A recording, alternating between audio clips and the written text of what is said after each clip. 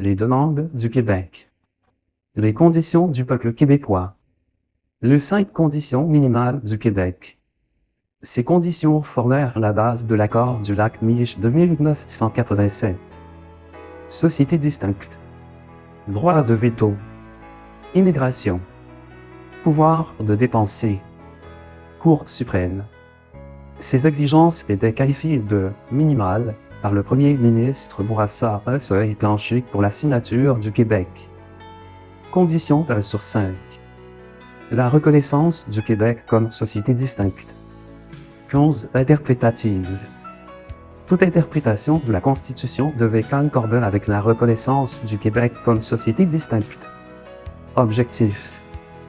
Protéger la langue française, la culture et le système juridique civil du Québec par un ancrage constitutionnel.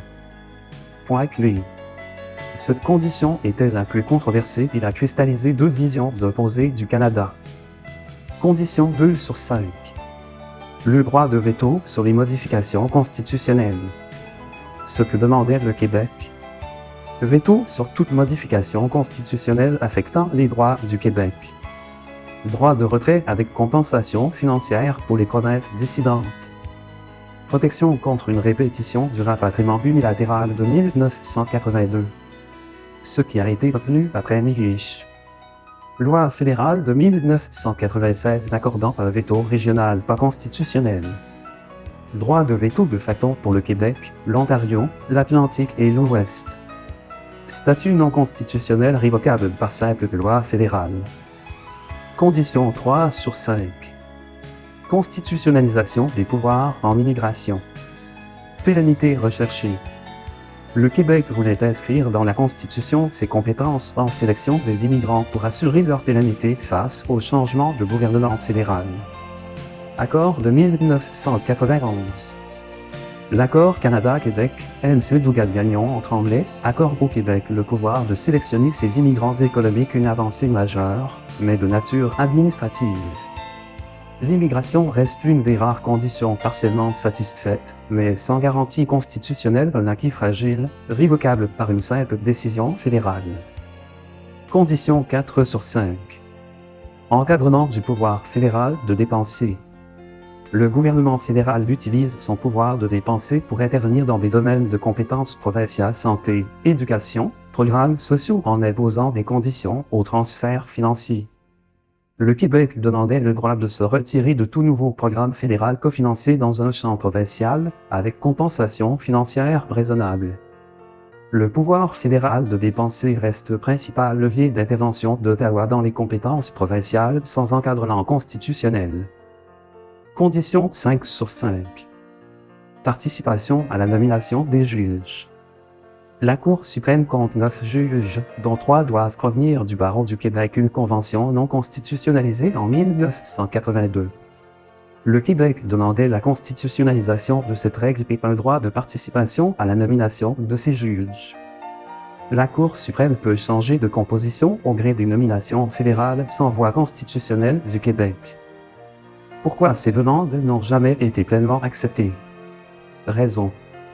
Les échecs successifs s'expliquent par une combinaison de facteurs. Des résistances symboliques autour de la notion de « société distincte ». Des fractures régionales profondes entre l'Ouest, l'Ontario, le Québec et les Maritimes. L'exclusion des peuples autochtones qui a rendu tout consensus fragile. Des divisions internes au Québec, notamment après 1990. Un processus d'amendement quasi impossible, exigeant l'unanimité.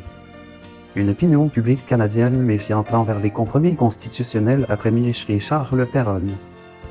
Pourquoi revenir à ces 5 conditions aujourd'hui? Raison. Parce qu'elles révèlent le cœur du problème constitutionnel canadien. Le Québec n'a jamais obtenu les garanties minimales qu'il juge nécessaires pour participer pleinement à la fédération. Pour une nouvelle entente budgétaire fédérale provinciale. Le Québec propose une révision du partage des revenus afin d'assurer une autonomie financière réelle des provinces et une meilleure cohérence entre responsabilités et moyens. Elle montre aussi que le cadre actuel ne reconnaît pas adéquatement la nation québécoise. Les mécanismes institutionnels empêchent toute réforme sans crise majeure. et que le Québec demeure la seule province à ne pas avoir signé la Constitution de 1982. Aucune des 5 conditions n'a été pleinement constitutionnalisée en 40 ans. Le Québec et la Constitution, une plaie ouverte. Une plaie non traitée s'infecte et peut causer la mort de la Constitution. Les 5 conditions du Québec n'ont jamais été satisfaites. Elles révèlent un blocage structurel profond auquel s'ajoute aujourd'hui un élément incontournable, la participation pleine et entière des peuples autochtones, désormais reconnus comme nation. Pour 2026, il revient aux partis politiques d'exposer leur stratégie. Pour 2030, il reviendra au peuple québécois de choisir l'entente, qui devra être complétée par amorcer, achever. Le peuple québécois, un peuple fondateur. À suivre, publication 4, la Confédération et les causes du blocage actuel.